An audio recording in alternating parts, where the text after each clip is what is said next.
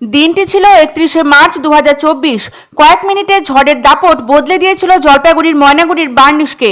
ঝড় বৃষ্টি যে হতে পারে সেটার পূর্বাভাস ছিল, কিন্তু সেটা যে এত বিধ্বংসরূপে প্রকট হবে তা ছিল ধারণার বাইরে।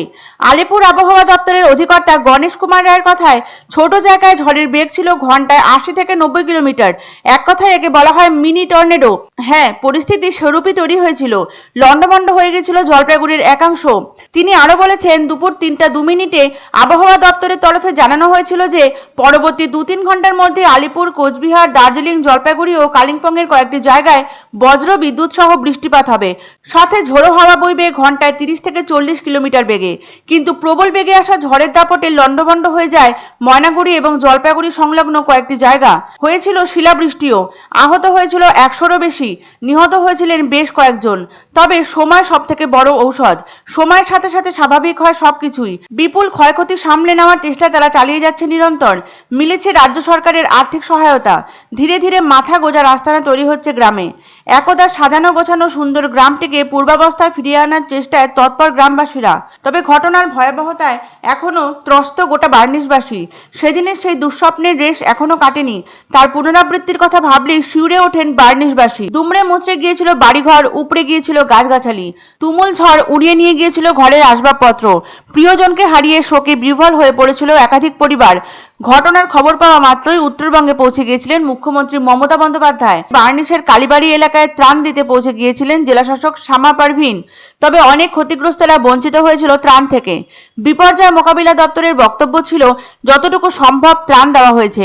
নির্দেশ এলে আরো মানুষের কাছে পৌঁছে দেওয়া হবে সাহায্য। ত্রাণ বন্টন নিয়ে উঠেছিল একাধিক বঞ্চনার অভিযোগ। তবে সময়ের সাথে পরিস্থিতি কিছুটা হলেও স্বাভাবিক ও স্থিতিশীল হয়েছে। তবে ঘটনার পুনরাবৃত্তি আর চান না বার্নিশবাসী। ধীরে ধীরে গোটা গ্রাম ছন্দ ফিরে পেলেও অভাব অভিযোগ মেটেনি গ্রামবাসীর। তারই মাঝে তাদের চোখে মুখে স্পষ্টতই ধরা পড়ে এক গভীর ভাবনার চিত্র।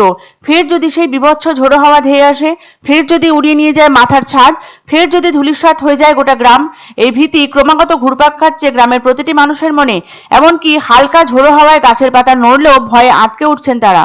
উল্লেখ্য, মাস দেড়েক আগেও খবরের শিরোনামে ছিল ময়নাগুড়ির বার্নিশ গ্রাম। বহিরাগতদের ভিড়ে তিল ধারণের জায়গা ছিল না গ্রামে। লুটিয়ে পড়া গ্রামের অবস্থা দেখতে জমায়েত হয়েছিল সবাই। ছবি, নিজস্বী ও ভিডিও কলে পরিজনদের দেখাচ্ছিল গ্রামের দুরবস্থা। সীমাহীন কষ্ট তো শুধু ভুক্তভোগীদের, যার ছোট্ট শিশু কাঁদছে এক মুঠো খাবারের জন্য। অশীতিপর বৃদ্ধ ছটফট করছে এক ফোঁটা জলের জন্য। এই দৃশ্যগুলো যাতে পুনরাবৃত্তি না হয়, এটাই এখন চান বার্নিশ গ্রামের বাসিন্দারা। অনেক প্রতিকূলতা পার করে নবরূপ প্রদানের চেষ্টা চালানো হচ্ছে তাদের প্রিয় গ্রামটিকে। প্রকৃতির কোনো ধ্বংসলীলায় যেন ফের বিপর্যস্ত ও অগোছালো না হতে হয় তাকে। ওই তো বাড়িঘর ভাঙে গেছে, সবকিছু বাচ্চা কাচ্চা নিয়ে যেভাবে ছিলাম। কিসে ভেঙেছিল? এই ঝড়ে এখনো ভয় আমার, যে আমি তো ভাতে খাইনি এখনো, কি জানি। হ্যাঁ, ঝড় বৃষ্টি আসলো আর আমি মানে পেটটাই ব্যথা করে আমার আবার।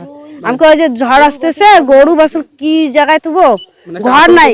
হ্যাঁ, আতঙ্ক, ওই যে মনের একটা ভয়। ঝড় আসবে নাকি? হ্যাঁ।